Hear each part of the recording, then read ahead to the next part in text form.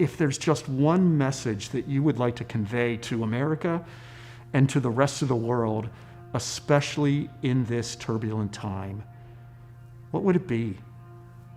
My message for now, that I keep telling myself, is I hear in French, courage. So in French, people will say courage, take care, have courage, go forth. And I woke up this morning and I heard a French voice in my head, another part of myself. I've been taking French a long time in my life, and I am a Francophile, so I think this is why, and I love to practice.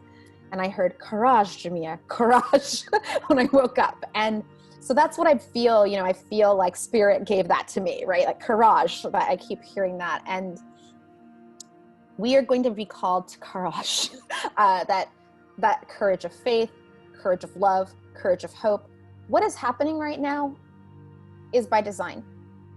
When those in power say that it is hopeless, that it is meaningless, that you should despair because it's over, that is part of a strategy to make people feel like their faith doesn't matter, to feel like their love doesn't matter, to feel like their voice doesn't matter.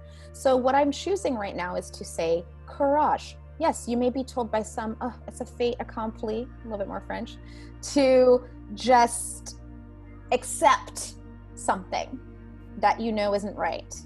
You just have to deal with it. You need to learn how to deal. Someone sent me a mean Twitter DM saying, snowflake, deal with it, get over it.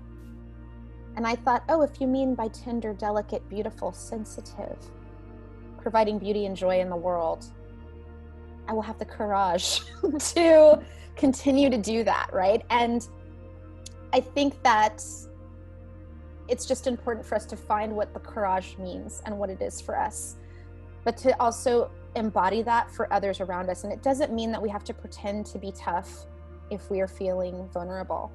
I really want to be clear that that's not what I mean. I think what is required right now is more tenderness, actually.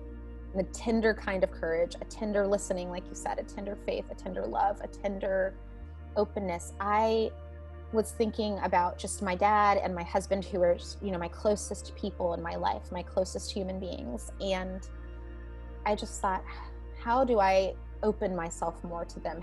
In what ways am I holding back?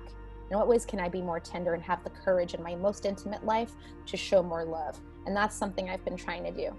And it might seem like it doesn't do something big in your life, but it does when you're talking about divisions in our country, and we're talking about schisms around values and feeling uncomfortable about those around you, feeling fear about other human beings.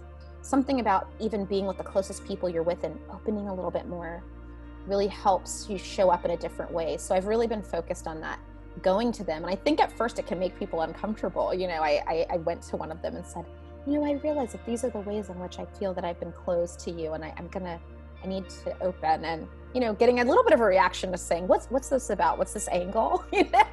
But then saying, no, I'm doing this because I feel that is what's needed, and I invite you to do that with me, I think could go a long way. And I think that if there are people who you have been putting off reaching out to because maybe you haven't talked with them in a while, or you've been thinking about them, but there's some sort of block, some sort of energy, which we all have that. Maybe now would be the time to have the courage to reach out and to just say, I'm thinking about you. These are some wild times we're in. I was wondering if we could catch up. I want to hear what's on your heart. I think that could go a really long way. And I'm trying to do that with people in my life.